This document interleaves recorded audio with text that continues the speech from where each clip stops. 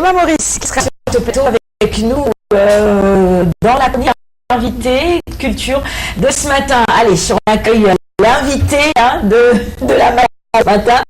Il s'agit de monsieur Aziz Fall et puis Koumba qui m'accompagne. On va passer le temps de souffler 2 minutes. Juste après le jingle, on va faire quoi? Bombarder ou bien... Bon, allez, on va juste vous poser quelques questions juste après le jingle.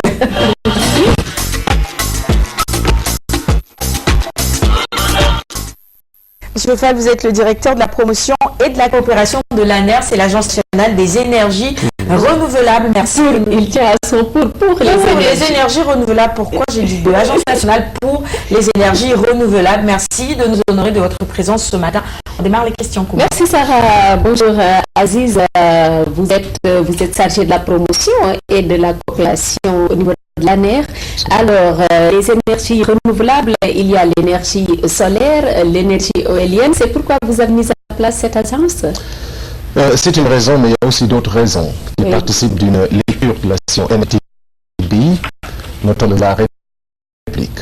Tout le monde sait que l'énergie joue un rôle important, déjà dans la vie en soi, mais aussi pour un pays comme le Sénégal qui légitimement aspire à être un pays émergent. Et pour cela, il faut se mettre dans les conditions qui permettent justement d'atteindre cet objectif qui est noble, mais aussi qui sert dans un monde actuel. Donc, tout le monde sait que le Sénégal, passé récent, traverse une crise, notamment sur le plan énergétique, qui est très aiguë, et que les citoyens et les citoyennes du pays pouvaient sentir ça dans le vécu quotidien. C'était maintenant au chef de l'État et aussi au gouvernement d'essayer de trouver une réponse qui est adaptée.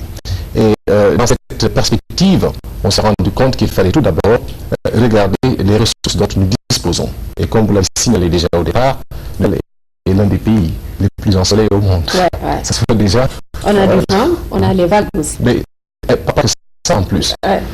Mais c'est maintenant la réflexion solaire, parce que le Sénégal est l'un des pays les plus ensoleillés du monde. Et c'était une occasion de voir dans quelle mesure on pourrait valoriser ce potentiel énorme qui est infini. Donc la réflexion s'est axée autour de la faisabilité d'une stratégie qui permettrait de tirer un avantage, mais justement de ce potentiel. Mais au-delà, il y a aussi des considérations stratégiques, car le Sénégal est très dépendant du fil et ça repose même notre indépendance. Donc il fallait trouver un moyen qui nous permette non seulement d'être beaucoup plus indépendants, mais aussi de pouvoir exploiter les ressources dont nous disposons afin de régler le problème énergétique. Alors, votre agence a été créée dans un contexte de crise énergétique alors? Absolument. Je ne vous le fais pas dire, car il me semble que le monde sait qu'il y a quelques années ici à Dakar, par exemple, il y avait beaucoup de délestage, le ravitaillement en électricité posait problème. Ce n'est pas du tout parce que les gens qui sont responsables de ce secteur ne sont pas au fait de leur devoir ou de leur responsabilité, et les conditions étaient difficiles. Donc il faut trouver une alternative, et le président de la République a compris, et c'est sur cette base qu'on a essayé de réfléchir sur la mise en place d'une structure qui nous permettrait de régler ce problème. Cette structure va avec évidemment des programmes que vous devez mettre en place. Vous avez plusieurs programmes justement qui sont des clients projets.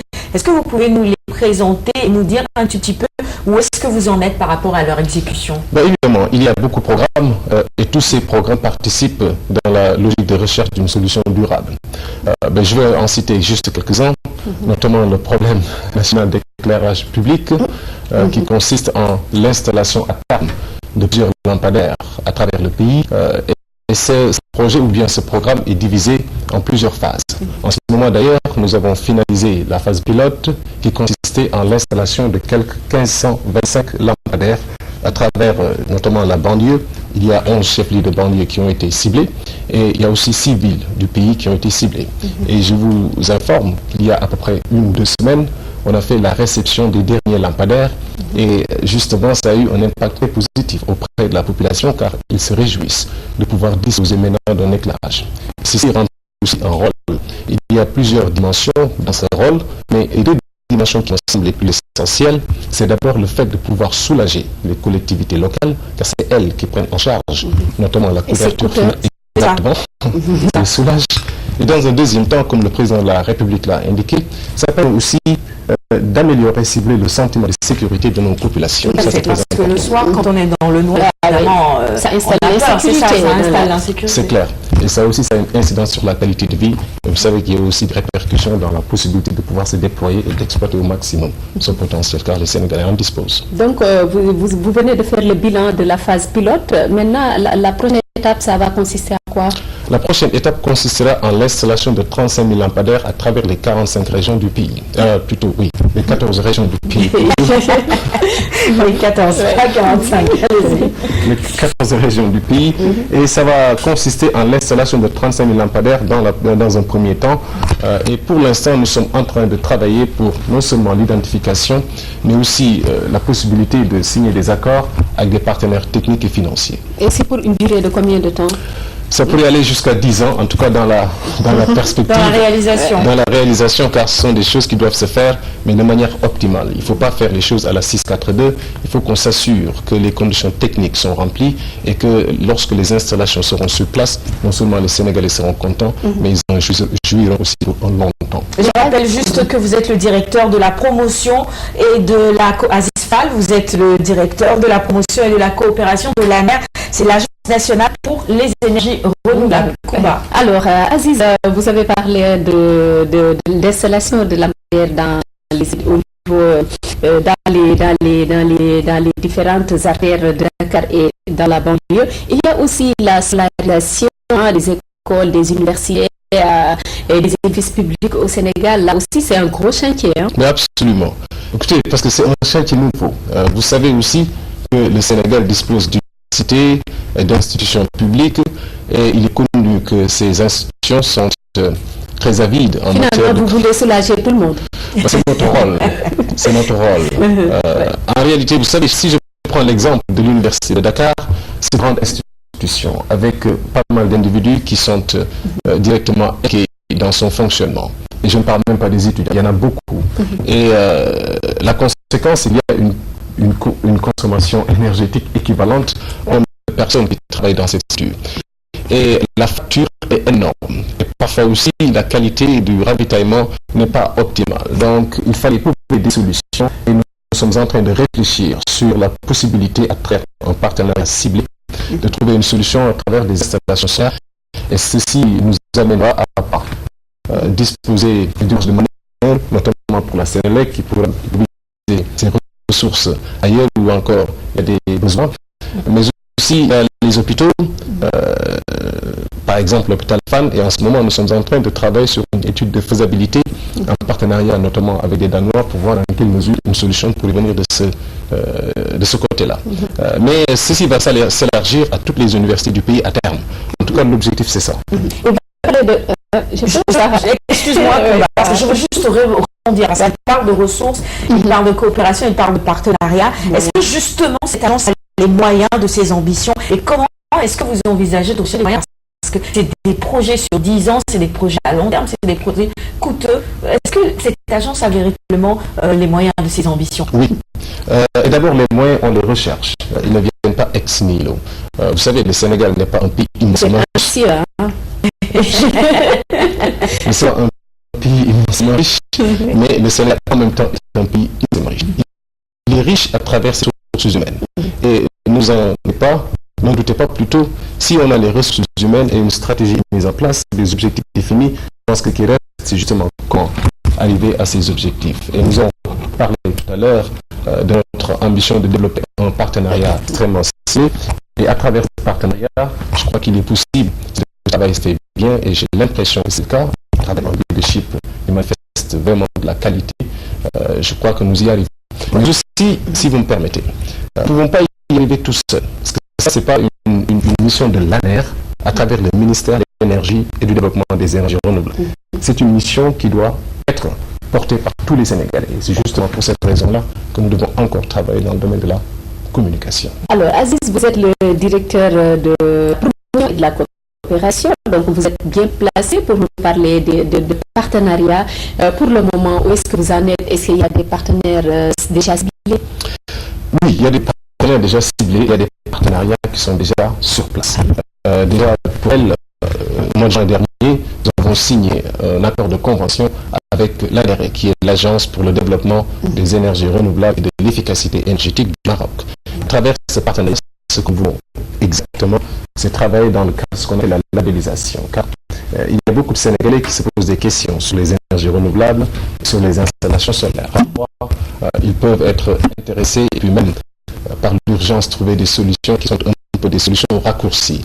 Ne pas disposer de l'information nécessaire pour respecter un standard de qualité qui leur permet de jouir comme il faut justement de ces installations solaires. Maintenant, nous voulons faire en sorte que tout ce qui vient dans ce pays respecte les standards de qualité les plus élevés. Ça, c'est un. Et deux, nous sommes en train aussi d'avoir des coopérations avec nos amis danois, nos amis italiens, etc. Mais ça, vous en saurez davantage quand nous commencerons notre campagne publique. Vous allez travailler en partenariat avec la SENELEC? Parce que pour avoir accès au soleil, voilà, il faut une autorisation de la SENELEC. Bon, nous ne travaillons pas en partenariat avec la SENELEC. Nous sommes partis dans une structure. En réalité, la SENELEC est notre, je dirais, grande sœur. Juste d'ailleurs. Car, vous savez, si on doit travailler pour l'installation de centrales solaires d'envergure, il faut d'abord que la SENELEC soit en amont et en aval dans le processus, car ils sont en mesure de juger. Il faut avoir un relais, c'est ça? Non, pas nécessairement. Ils font partie intégrante de tout le processus. Car si on fait une installation solaire, l'électricité qui est produite doit être injectée dans le réseau. Et le SENELEC dispose, mais c'est lui, plutôt c'est elle, qui est responsable de ces réseaux. Donc elle sait dans quelle mesure ce qui a été produit peut être injecté au réseau, peut être transporté et peut être distribué. Donc toutes les considérations techniques et stratégiques doivent être faites, mais en collaboration très très étroite avec SENELEC. Ça répond à votre question. Bon, je répondrai à une autre question, mais je la pose quand même. Kouba, je me permets de poser. Il est l'heure. Fanta, il faut que tu viennes pour le journal, le temps qu'elle arrive. À Diamniadio, par exemple, on a vu un système assez alterné au niveau de l'électricité. Il y a la SENELEC, il y a l'énergie éolienne qui est utilisée également, il y a l'énergie solaire qui est utilisée. Et puis, on sait qu'il y a actuellement le building administratif qui est en pleine réflexion. Là-bas aussi, ça va être un tout petit peu solaire. Vous voyez un tout petit peu de plus en plus, on va vers cela. Vous étiez impliqué dans, par exemple, le projet à Diamniadio pour voir. Oui, le projet en lui-même a été commencé bien avant l'installation de l'Agence nationale pour les énergies renouvelables. Car je vous rappelle, cette agence a été créée par décret présidentiel qui a été signé le 17 mai 2013, alors que le projet de Diamniadio a commencé bien avant. En revanche, nous avons été, en tout cas, nous sommes très impliqués en termes de réception d'informations et puis savoir quels sont, si jamais il y en a, les problèmes et quelles sont les possibilités de faire en sorte que son utilisation soit optimisée. Oui, et c'est important d'insister sur la communication parce que si vous installez des lampadaires un peu partout dans Dakar, il faut que les populations puissent quand même prendre soin de ça. Vous allez nous aider justement à faire ce travail. À faire la sensibilisation. Merci beaucoup Aziz Fall d'avoir répondu à notre invitation. Je rappelle que vous êtes le directeur de la promotion et de la coopération de l'ANER. C'est l'Agence nationale pour les énergies renouvelables. Dans un instant, vous retrouverez Fanta Badji. Ce sera pour le journal, l'info donc. Et puis juste après, la revue de presse de Seydina Lundigo. Dans la deuxième partie, la cuisine avec Adia. Et puis, il y aura aussi nos invités culture, Yves Nion et Emma Maurice. Voilà pour la suite du menu au niveau de la réalisation. Peut-être un peu de musique pour la suite, le temps que Fanta arrive pour le JT.